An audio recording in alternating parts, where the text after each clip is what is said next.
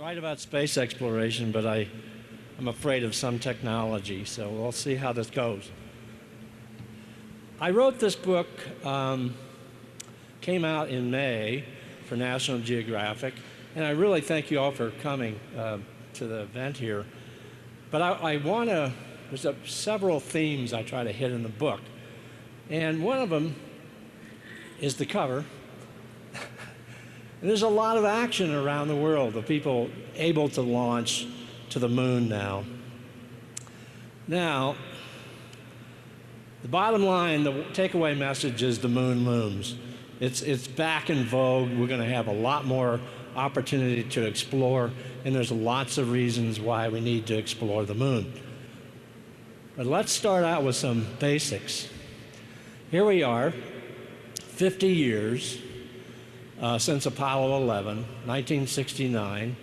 And you know, the whole Apollo program, you know, from 1969 to 72, 12 people walked on the moon.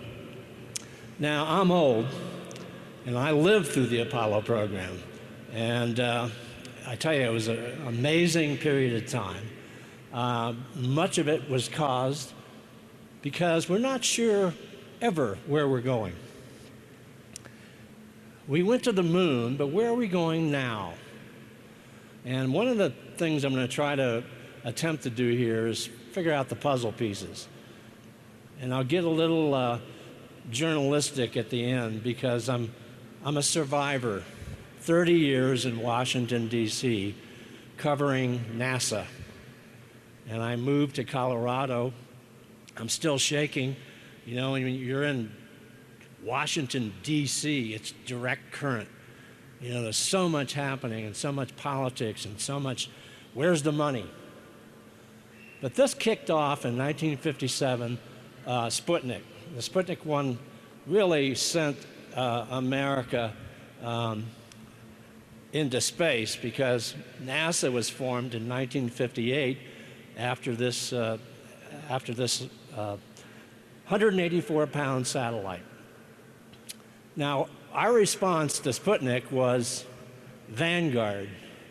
This blew up on the launch pad, and reporters like myself, America's Sputnik goes kaputnik. But things picked up, and you got to remember the moon has been in our culture for a long time. This is a book by Jules Verne, an impressive piece of work. It actually was used for giving a science fiction filmmaker an idea to make a little sci-fi film in 1902, Trip to the Moon. And this was a pretty impressive film. As you can see, it's not very accurate, but it really stirred things up in the public mind about the moon. But this one, for me, this is Clavius Crater from the film 2001, Space Odyssey. And what were they looking for in that scene was this, the monolith. What was it? Why was it there? In my view, there's a bunch of monoliths on the moon right now. And by monoliths, I mean unknowns, things that we still don't appreciate about the moon, and even how it was formed and how it got there in the first place. Big argument still going underway. Now, I am a Southern California guy, grew up in San Diego, and I used to hitchhike to the moon and have my little e-ticket for Tomorrowland. This is Disneyland. And I rode that thing dozens of times. And I went around the moon dozens of times. It was a circumlunar flight. And here's sort of the inside look at the way it was designed. And what was kind of fun about this one, you got in there and you took off from Anaheim, you left the spaceport Anaheim, and you go around the moon. But the captain fired flares because as we went to the far side of the moon, it was dark, and he fired flares off, and the flares would hit the moon, and you'd see craters. You expect that. But by the third flare, one of them went off, and it was something he said that kept with me for all my life. There was a structure here.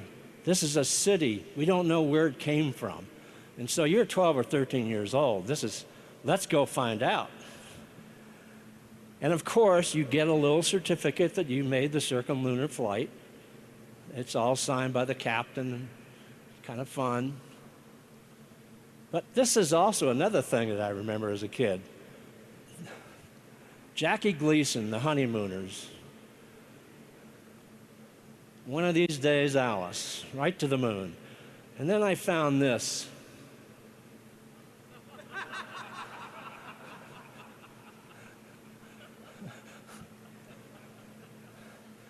You got to have a piece of humor in all these things for about space programs. Anyway, one thing that popped up in my research for the Moon book was that the Army and the Air Force actually had their own plans for a lunar base, a lunar outpost, to do military operations because, you know, again, the space race was really going full bore, and Soviet Union was definitely a political, diplomatic threat. But John Kennedy, as a new young president, put us on that direction to put a person on the moon and do it within a decade. Now, one thing he did that very few people remember, he actually sat down with the Soviet Union Premier Khrushchev and said, well, let's go to the moon together. Khrushchev said, "Nyet." And then, and he will turn out to be regretting that statement, as you'll see in the next few slides. Soviet Union had their own program, moving ahead. It was a great success. Robotic, for the first time, we saw the far side of the moon. They attempted crash landings on the moon with pennants, little things. They also had a great lander that took the first surface pictures. So the Soviet Union was actually making great headway in space exploration beginning. Also, LUNOKHOD. They had several of these, two of them that drove around on the moon and were operated by people in mission control. And so you got beginnings of better understanding about the moon. And a lot of this had to do with precision landing. A lot of it had to do with, does the lunar terrain support heavy vehicles? And so some of these vehicles are very heavy. So at least we knew that if you landed on the moon, perhaps you wouldn't sink into dust that's billions of years old. We had our own American NASA program called Ranger, and these were kind of kamikaze-like. They were meant to crash into the moon on purpose, and in the closing minutes of zooming in at the moon at high speed, they were taking these great images and relaying them back to Earth. So again, we got a better perception, clearer pictures. Little by little, we start to understand the moon because we're going to be putting people on the moon. One of the big triumphs was SURVEYOR program. This is a NASA program, and it landed, soft landed, and took amazing amount, thousands and thousands and thousands of pictures. And again, we got a better understanding of how the moon's surface looks up close and personal. Again, all prelude to humans. Another NASA program was the Lunar Orbiter. It circled the moon. There was numbers of these, and they took some fantastic photographs. Again, looking for the landing sites for Apollo. What are the best landing sites? Okay, so here we are, Apollo, 50 years. And this is the beginning of The guy holding the hammer is Gene Shoemaker, and he's teaching the Apollo astronauts how to use a hammer on the moon. That's the first thing. And I think the other night you had Jack Schmidt here. He's in this picture. He actually helped train a lot of the Apollo, his colleagues, to do lunar science. But Gene Shoemaker was really kind of a preeminent astrogeologist for the times. Taught them all what not to do, what to do. So then we get to the Saturn V. You have to have a giant rocket to get to the moon. It's, you know, massive amount of time and technology to harness this much power to toss people on a trajectory to the moon. But at the same time, the Soviet Union was also building something comparable to the Saturn V rocket. Now, the bad news for them, it blew up over and over again, several times. So their chance of putting cosmonauts on the moon was pretty much nixed. And that's what I was saying about Khrushchev. Probably shouldn't have said "niet."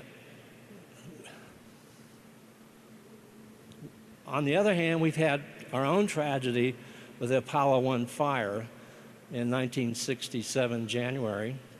This was a pretty brutal day for NASA, for the country, and for those dedicated. Like 400,000 people worked on the Apollo program, all trying to march along to the Kennedy goal of landing a person on the moon within a decade. So this happened in '67. So lots of re-engineering, and we lost 3 brave pilots on that. Apollo 8, you know, it's a circumlunar. This was my look at the real thing and not a Walt Disney ride. This was a circumlunar flight. I tried to phone them up and tell them what they were going to look for, that city on the backside, the far side. Amazing imagery from Apollo 8. Started probably I think people make a point of, this may have been the picture that's kicked off the environmental movement. I think that could be held accountable for that time period, but that showed us our world from far away from the moon and beginning to take care of it. Okay, then we have Apollo 11. Here we are, the first steps on the moon. But here's Neil and Buzz. Very few pictures. You know, this was taken from, I think, a movie camera on the lunar module, the lander. And so you can see both of them putting up the American flag. Now, that first moonwalk was about this, took this much distance. It wasn't very long. It was a very short time period out on the moon. In my writings with Buzz Aldrin, he always tells me a story of looking out the lunar module, and Neil's down there. Well, it looks safe. Still standing. So, but the two of them spent a very few hours on the moon, and but we got better and better at that with the later Apollo missions, as far as long duration, the amount of landscape that they actually explored. We even got so clever that we landed near, this is Apollo 12, and it landed near the Surveyor, one of the early Surveyor flights. And by the way, they cut off the camera and they brought some of that material back with them. It's kind of it's Pete Conrad there, I think. And so that was another demonstration of pinpoint landing, how close you could go to exactly where you want to be. Because later on, a number of the missions that got canceled were actually going to be even more bold in the areas they were going to go explore. And then we have, how many here have seen Apollo 13? I'm sure everybody is up on that unbelievable successful failure, you know, bringing people back from a non-landing. But again, you know, the kinds of equipment precision landing, the types of tools that were taken to the moon. All this was helping understand the moon at a cost of, in those year dollars, $25 billion for the Apollo program. Got much better at exploring the moon. Even had a rover, got a drive. It really expanded the exploration zone of the astronauts to even travel even more distant from the lunar lander.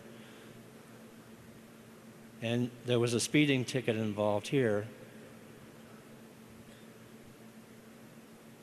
I think he set some record there. But Apollo 17, 1972, was our last human mission to the moon. And this is, you know, one of the last images they took and then returned back. And basically the Apollo program, not basically, it was canceled. And there's Apollo 18, 19, and 20 that were being planned and may have led to even a lunar base. But all those plans got scrapped. We did bring a lot of samples back. This is from Apollo 11, you know, and there's an amazing story about these samples. Just the last few weeks ago, they had, some of the Apollo samples had never been opened. And the reason was they kept them in pristine conditions, so new instruments that we have today compared to 1960s can be used to analyze the material. And that just happened just a few weeks ago. Here's sort of a collage of where the landing zones were.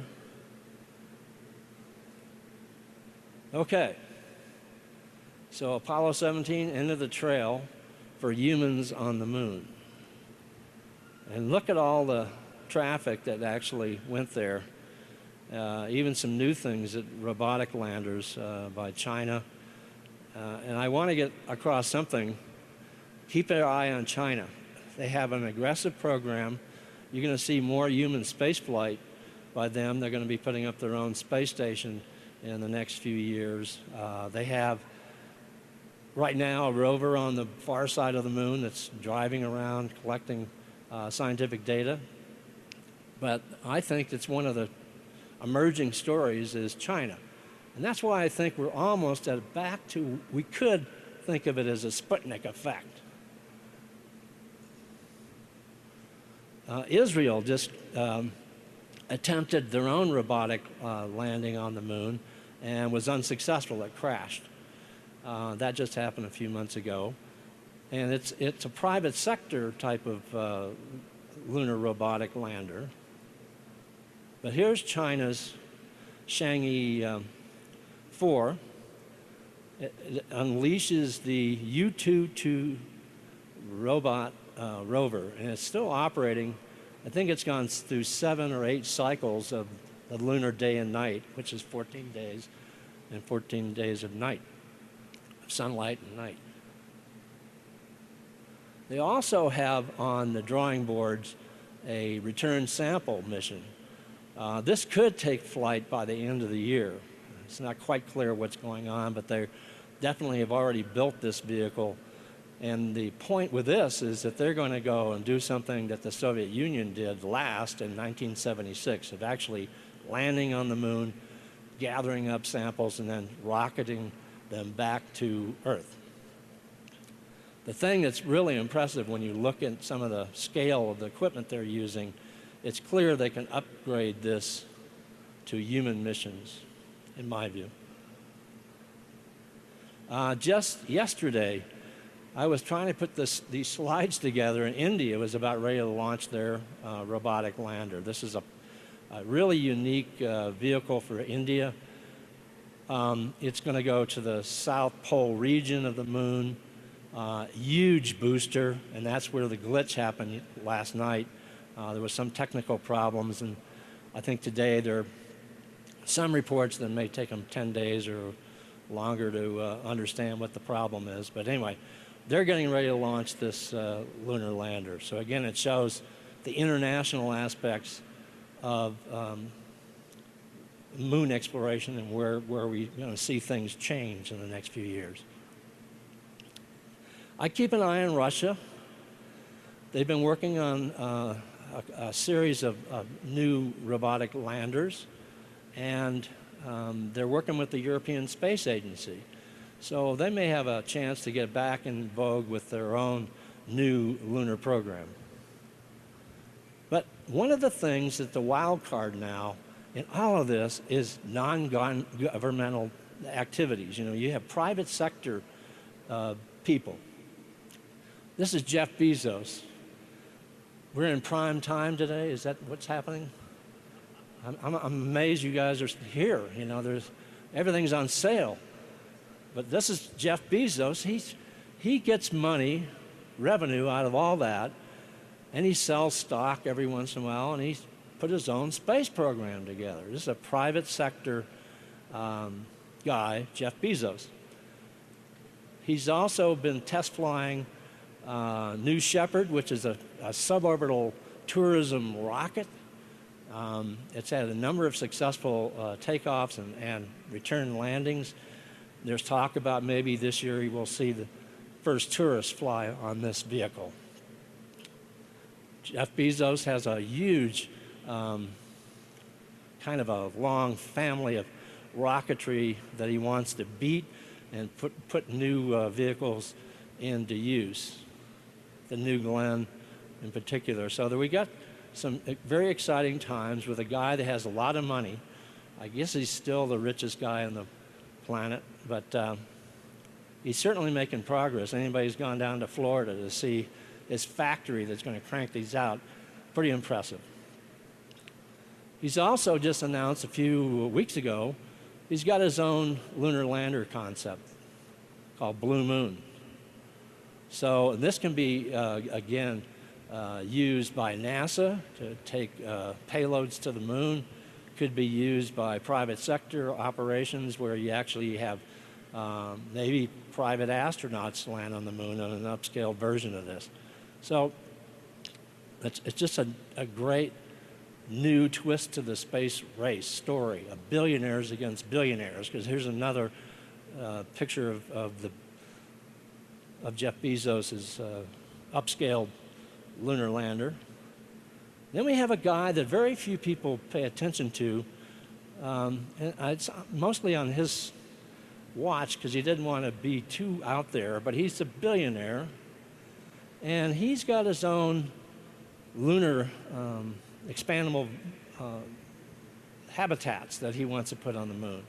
But Robert Bigelow is a construction guy in Las Vegas, and his wife cringes every time she learns how much he spent on the space program. It's about $250 million now or something on his own. But he also worked with NASA to put one of these habitats, the expandable habitats, on the International Space Station. He's just recently put out some new drawings of what he envisions for the use of his habitats on the moon. Then we have, how many people drove the Tesla here today? Okay, this is our buddy Elon Musk, amazing creative inventor of flyback boosters, making a grand leap in a new rocket called, what is the name of that? Okay. Which one? I can't remember the name of that. No, the Falcon, but he's got a new one. I'm having a brain thing here. But anyways, he's going to start testing this bigger rocket that he's designed. Starship, I think it's just called Starship. So we'll see how Elon Musk does. He's got big plans. Now, here's the problem. Okay, this is where I kind of, 30 years of Washington, D.C., it's coming out. Am I cynical about all this? Will it really happen? Here's one big issue is always going to be political will and leadership. What is possible from Congress to keep pedal to the metal and put money into the NASA. So that was one of the lines I came up with when I left Washington, D.C. was Capitol Hill or lack of capital. Always big plans, and we've seen them come and go in the United States. One thing, again, I want to emphasize, keep an eye on China. It has a long-term strategy that it's trying to put together, and I think that will have some political spark in the U.S. Congress to make sure we're not too far behind in leadership in space. Nixon was the benefactor of Apollo 11. He greeted the 3 astronauts back from Apollo 11, and then the program kind of ended in 1972, and we went to the shuttle program. George Bush Jr. had a pretty interesting program, pretty much like what Trump is putting together, back to the moon. Because one of the problems has been, we go to Mars first. No, let's go to the moon. Let's go back to the moon. No, we've already been to the moon. Why would you want to do that? Let's go somewhere new. Okay, well, he wanted to go back to the moon, but there was no money. And, you know, one of the things that I'm starting to learn, the people that are making the most money in space programs are the artists. They have some great visuals, and boy, are they cheap to make compared to the real deal. Obama cut bait with back to the moon. He said, let's go to an asteroid and let's do Mars. And, you know, basically, you know, we sent Neil and Buzz. Why do we have to go back? So I think we're still in some kind of identification crisis in space. You know, what is the new space race today? Is it back to the moon, on to Mars, use the moon to learn how to go for long duration flights and live on Mars? These are big decisions. Trump has a space directive, and if you recognize the guy on that image there is Jack Schmitt looking down on this Space Directive 1, and it told NASA you're going to go back to the moon. And that's what's happening now. The NASA leadership is trying to put together a sensible program to return to the moon. Lots of pieces still flying on NASA's artwork. And one of the controversial things is this thing called the Deep Space Gateway. There are people that are proponents of putting this in lunar orbit and having the Orion capsule built by Lockheed Martin down the road. Rendezvous and dock with this every once in a while, and astronauts could live and work on this mini space station and actually, perhaps, drive rovers on the moon from this facility as preparatory for humans returning. Okay, and the other thing that's going on is that there's probably a major, there is a big thing put out by Vice President Pence to get NASA on the moon with a crew within 5 years. And one of the crew members would be a woman. So, and this is the collection of female astronauts right now, and my guess is one of them, if we keep the program underway, they'll pick one of these people. Lockheed Martin's got a new plan themselves of how to help NASA get to the moon. Contractors do that. You know, you give them money and they design you all kinds of things. But again, the artwork's pretty cheap.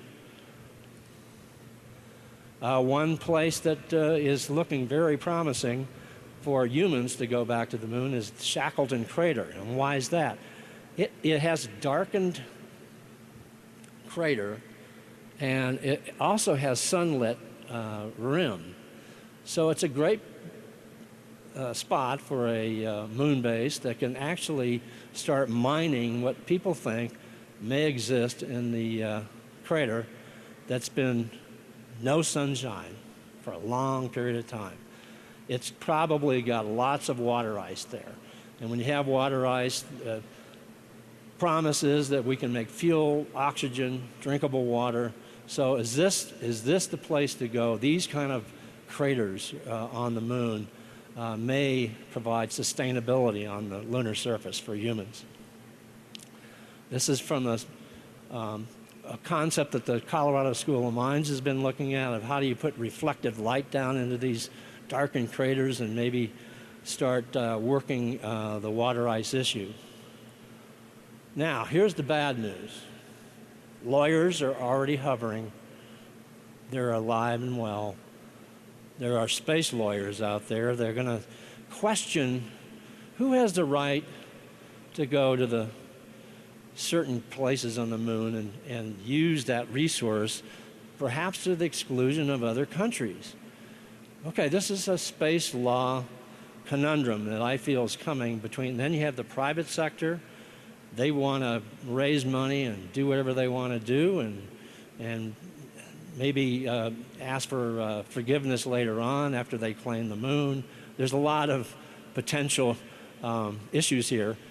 And you have Russian lawyers, Chinese space lawyers. You've got all kinds of different kinds of governmental lawyers. They're going to try to raise their own flag of capitalism versus socialism versus whatever other governance that may be on the moon in the future. So wouldn't you know it, the lawyers are already there. The European Space Agency has a design for a moon village, and they are looking for a mayor. There will be some cards outside to put your name on.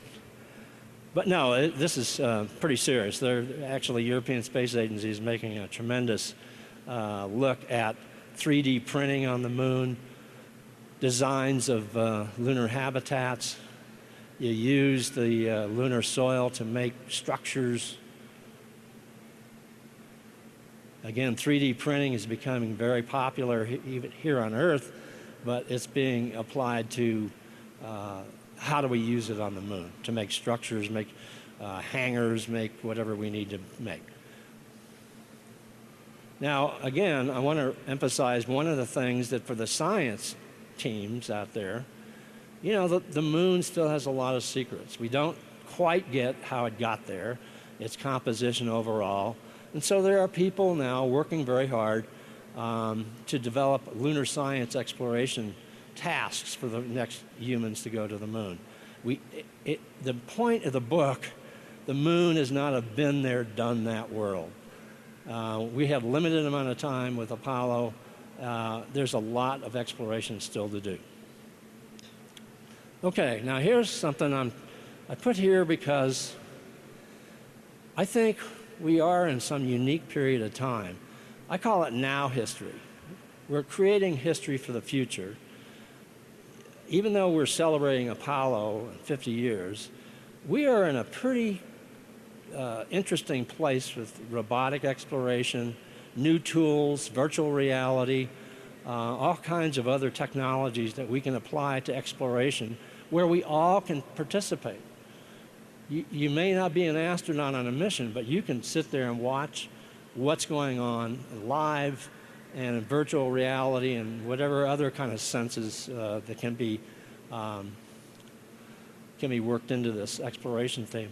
But you got to remember, ocean exploration had sea serpents, they had scurvy, they had to worry about the flat Earth problem, and I think microgravity may be the scurvy of today. We're going to get rid of microgravity problems, you know, because the body, you know, does go through a bunch of changes in microgravity, and I think we're going to come up with ways to solve some of these things. Same with radiation. I'm a big believer that new technologies are going to help save the day for the future of humans going outward. The space station itself has been a tremendous learning tool. Beautiful views. We learn more about, again, the physiological and psychological aspects of human spaceflight. We've had one astronaut stayed up a year. His twin brother stayed down on the ground. They're still comparing what happened to an astronaut on a one-year mission compared to his twin brother down here on Earth during that same period of time. So there's great medical experiments going on. The one thing you have to learn is how to cut hair. You know, hair is important, and even in space. So they have follicle machines, and they're trying to make sure that nothing gets in between the cracks in the station and short circuit something or whatever. Anyway, you got to bring music. Got to have music. Now the bad thing about this guy, I'm always worried because he's by himself. Now, does he know how to play that thing? He probably does. But then you have this guy. He brought up a saxophone. Okay, that's cool. And then you always have a clown involved. So what all these things mean is that for human spaceflight, we're really going to have to learn how to live and work together. Maybe it'll be multiple nations like on the space station. There are 16 countries now that work on the space station. To me, that's the model I hope we do see in the next decade or so of human exploration beyond low Earth orbit. Okay, this has to do with technology changes. You know, I found this, I couldn't figure out if this guy, this was the first hearing aid, or he's on a search for extraterrestrial intelligence. I don't, one or the other. The point is, things do change. Here's my mom, sort of, with the first, you know, gadget to turn the television off without getting up. She's always afraid to hit us in the eye with that thing, with a ray. But here's where we are today. AI, robotics, virtual reality. And I'm trying to get back to this idea that technology is going to change. We're all going to be participants in space exploration, and whether it's robotic or human exploration, we'll have a unique perspective. You also got to remember people are very creative. They always come up with some new idea. But then you have the people that just didn't quite make it. I was hoping for a pyramid. Last few things I want to get across is that technology does allow us to go around the planet Earth in places that are extreme environments, like space, polar exploration, desert, mountaintops, undersea exploration. We usually come up with new suits, new designs to allow the human being to perform in these bizarre environments. My guess is the first lunar facility could be something like Antarctica with these international bases that we have down there. There's another cluster of these. Could be something like that. But that's a big leap to this. And again, artwork is cheap, but that would be fun if that was really going to take place in the next few years or decades. One thing you got to learn too is that a lot of the Apollo astronauts fell. We got to learn how to do moon gate. And the big question, this is Neil Armstrong, found this, somebody sent me this, Neil Armstrong picking up the dust on the moon. And it turned out that the dust on the moon is a real problem. It's old, it's cranky, it gets into the suits, it clogs up gear. And look at this picture with his suit. It's totally saturated in lunar soil. And they took these suits inside the Apollo, the lunar lander, and you know, some of them got hay fever from this stuff. It smelled like gunpowder. It was definitely some kind of chemistry going on in the lunar soil that we need to learn more about, and also how to tame the lunar soil and not be such a problem. One idea that's come up in the last few months is they're going to have a robot actually do some microwaving of lunar soil to perhaps maybe you can make a, you know, I'm not going to say highway, but they're certainly looking at roadways where you could have ease of access to equipment without kicking up a lot of lunar dust. So there's something new to do there. One of the big things that's happening right now, there's a bill before Congress to try to preserve the Apollo 11 sites and the other sites as well. And this is by a group called For All MOONKInd. And this is their advertising campaign. They've got a pretty clever way of putting this together. This is my favorite.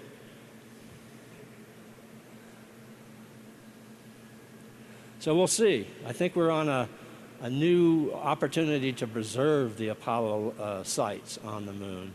And we'll have to do that with more rigor and be careful of where we land other spacecraft. One big thing, I got a story coming up in space.com probably in a week or so, lava tube exploration. We found lava tubes all over the moon, and some people are projecting that these things may be interconnected. Is there a roadway under the moon that we could use these lava tubes? We're going to learn much more about that in the next few years, about lava tubes. Here's what they call the skylight, which is the entrance to a lava tube. We found these in numbers of places around on the moon. Of course, here's a big dream by somebody, a good friend of mine, stadiums on the moon. Let's do stadiums. Huge, thousands of people inside the stadiums. And then we got a guy in Europe that's actually made a moon temple. This is a great place to contemplate the future. You know,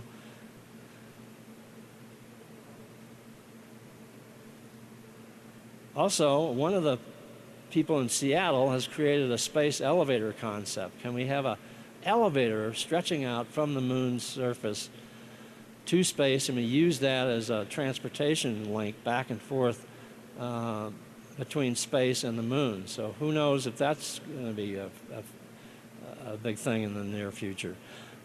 Japan has got a Shimizu construction company. They've already looked at, can we lay out solar cells across the moon's surface and power beam energy back to Earth?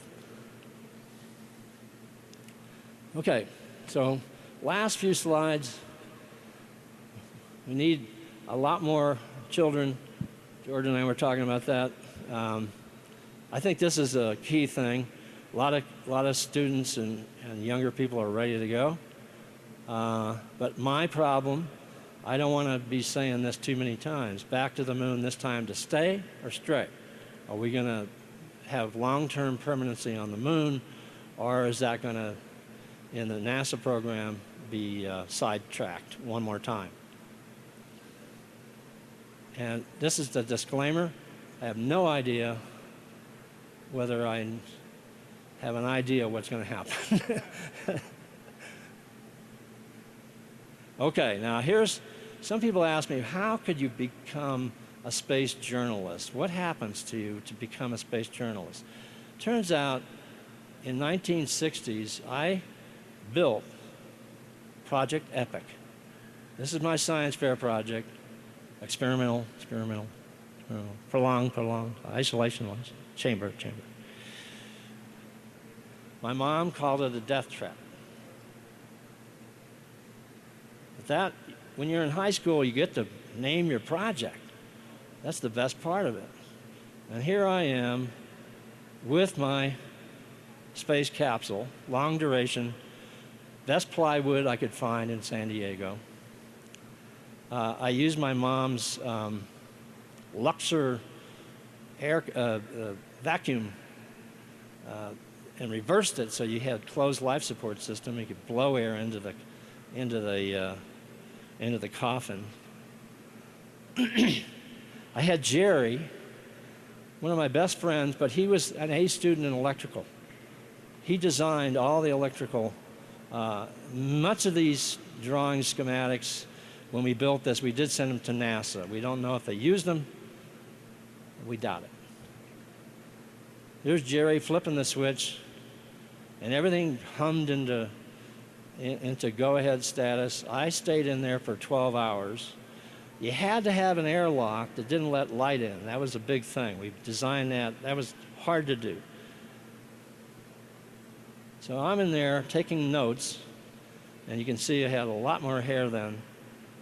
And I'm taking notes, and basically the lesson from this, staying in 12 hours,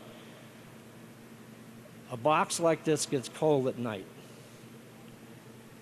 Again, we sent all this to NASA.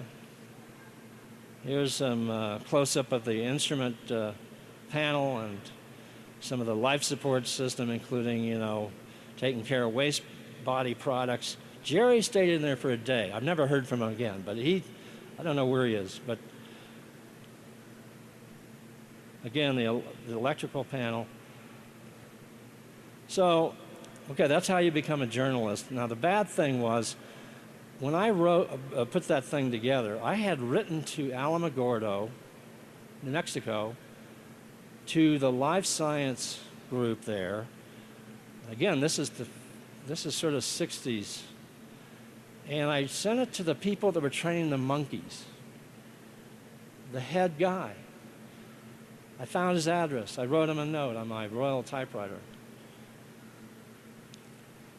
And I said, we're going to do this. Any recommendations? We never heard anything. We do the experiment anyway. A letter comes from Alamogordo. Don't do it. You'll become a journalist. God.